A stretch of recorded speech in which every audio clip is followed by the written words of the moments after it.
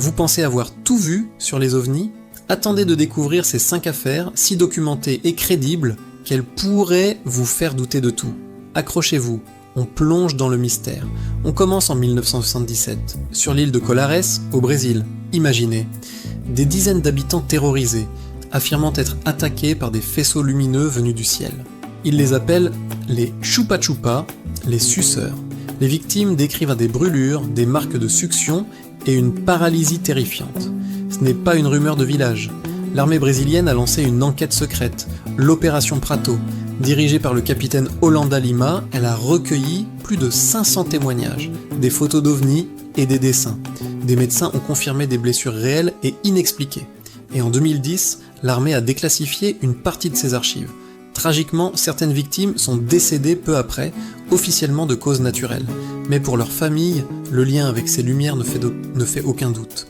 11 ans plus tôt, en 1966, en Australie. C'est l'incident de Westall. Plus de 200 personnes, des élèves et des professeurs, voient un objet argenté en forme de disque atterrir dans un champ. Il décolle ensuite à une vitesse fulgurante. Le nombre de témoins est exceptionnel. L'armée et la police débarquent, mais pas pour éclaircir le mystère. Au contraire, ils confisquent les dessins des enfants et menacent les témoins pour les faire taire. Pourquoi ? Des années plus tard, des documents ont confirmé cette intervention musclée. Tous les témoignages décrivent la même chose, un objet silencieux, incroyablement rapide et totalement inconnu. L'année suivante, en 1967, direction le Canada, à Schartz. Des dizaines de témoins voient un objet lumineux s'écraser dans l'océan. Pensant à un accident d'avion, la police, les gardes-côtes et l'armée lancent une opération de sauvetage. Mais ils ne trouvent aucune épave. Rien. L'affaire aurait pu s'arrêter là. Mais des documents déclassifiés ont révélé un détail incroyable. L'armée a détecté un second objet sous-marin près du site du crash. Il ne s'agissait donc pas d'un ovni, mais d'un USO, un objet submersible non identifié. Des plongeurs de la marine ont même décrit des lumières se déplaçant à grande vitesse sous l'eau. En 2019, le gouvernement canadien a publié de nouveaux documents, confirmant que ce mystère est toujours pris très au sérieux. On saute en 1994, au Zimbabwe, à l'école Ariel. Vous connaissez peut-être cette histoire incroyable où 62 enfants ont vu un engin et des êtres non humains. Mais il y a un détail, souvent oublié, qui rend l'affaire encore plus troublante. Les enfants ont affirmé avoir reçu un message télépathique.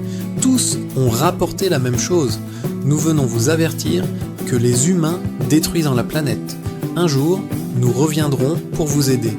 Le docteur John Mack, psychiatre de Harvard qui a enquêté, a été formel.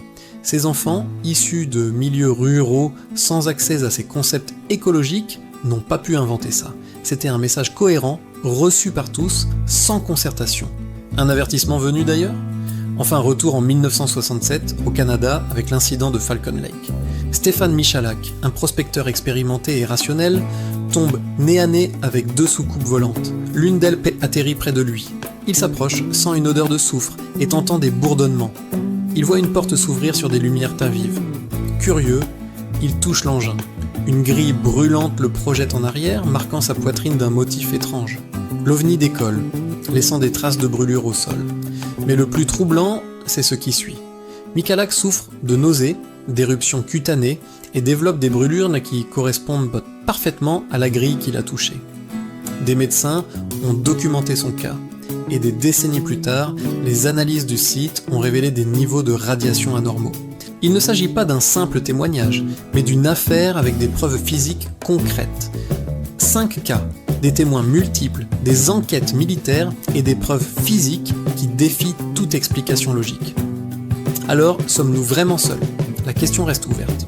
Si ces histoires vous ont intrigué, n'oubliez pas de liker la vidéo et de vous abonner pour ne rien manquer de nos prochaines explorations du mystère. Merci d'avoir regardé et à très bientôt